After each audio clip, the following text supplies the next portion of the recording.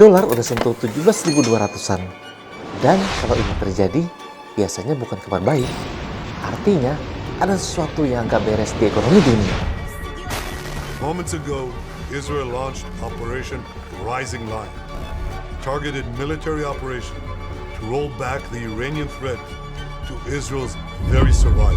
Dan kalau kita tarik sedikit ke belakang, semua ini sebenarnya berasal dari satu hal, yaitu Selat Hormuz yang ditutup.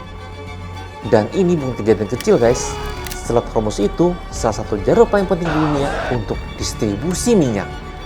Dan ketika jalur itu terganggu, efeknya bukan cuma satu negara, tapi seluruh dunia. Harga minyak yang mulai naik, dan begitu harga minyak naik, efeknya langsung terasa di hampir seluruh sektor ekonomi. Nah sekarang, coba perhatiin hal sederhana di sekitar kita. Gas LPG mulai naik, plastik mulai mahal.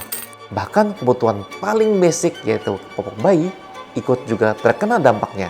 Ini bukan kebetulan, karena dalam ekonomi itu, minyak adalah fondasi dari banyak hal. Transportasi pakai minyak, produksi pakai energi, distribusi juga butuh bahan bakar. Jadi ketika minyak naik, hampir seluruh harga ikut terdorong naik. Dan ini yang lagi ditakutin banyak negara hari ini. Jepang, Malaysia, Korea, bahkan negara-negara di Asia Tenggara mulai menyiapkan skenario krisis energi. Karena mereka tahu ini bukan cuma soal harga yang naik. Ini soal inflasi. Dan kalau inflasi sudah tidak terkontrol, ini bisa berubah menjadi krisis. Nah, di situasi seperti ini, biasanya ada satu hal yang selalu terjadi. Orang mulai mencari tempat yang aman. Dan dalam ekonomi global, tempat aman itu biasanya adalah dolar Amerika. Bahkan kalau kita bandingkan dengan negara tetangga, rupiah kita terus anjlok. Ringgit Malaysia di 4.300-an, Singapura dolar tembus 13.000. Bahkan menurut Forbes, rupiah sudah masuk dalam 5 besar mata uang terlemah di dunia. Apakah ini sesuatu yang harus kita khawatirkan? Atau justru ini masih normal?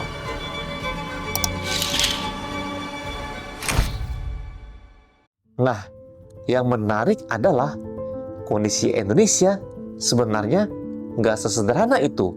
Karena kalau kita dengar dari Pak Purbaya, ekonomi kita masih tumbuh dan fundamentalnya masih bagus.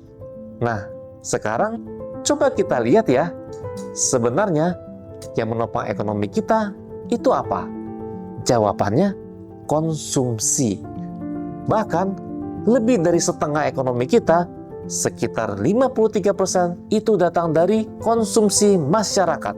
Artinya, selama orang masih bekerja, ekonomi masih jalan. Tapi, di situ juga ada masalah. Karena ketika harga naik, daya belinya mulai turun.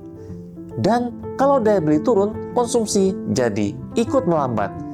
Jadi, ini pedang bermata dua. Tapi, di sisi lainnya, Indonesia juga punya sesuatu yang gak semua negara punya. Sumber daya alam. Kita punya batu bara, kita punya minyak, kita punya komoditas.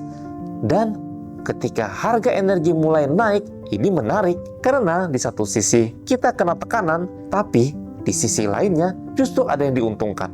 Nah, sekarang yang menarik, Indonesia sebenarnya punya beberapa bantalan. Pertama, soal minyak. Kita nggak beli semuanya mengikuti harga dunia setiap harinya. Indonesia punya kontrak jangka panjang. Jadi, kalau harga minyak tiba-tiba melonjak, dampaknya ke kita nggak akan langsung kerasa. Ada jeda waktu. Kedua, pemerintah punya ruang fiskal. Dan ini bukan muncul tiba-tiba. Selama ekonomi masih berjalan, negara tetap dapat masukan terutama dari pajak.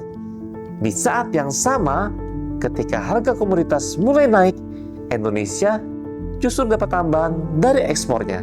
Jadi, ada uangnya masuk dari dua arah. Dari situlah pemerintah bisa menahan harganya. Nah, dari kondisi ini, kita bisa mulai dari hal yang paling sederhana. Kita nggak bisa mengontrol dolar. Kita nggak bisa mengontrol harga minyak dunia. Tapi, yang masih bisa kita kontrol adalah cara kita merespon. Mulai dari hal yang kecil. lebih sadar dengan pengeluaran yang lebih selektif, dan mulai berpikir bagaimana menjaga nilai mata uang kita. Dan yang paling penting, jangan panik. Karena di kondisi seperti ini, yang lebih siap biasanya bertahan lebih baik. Jadi pertanyaannya sekarang, kita sudah cukup siap atau belum? Dan kalau kamu suka konten kayak gini, jangan lupa klik like.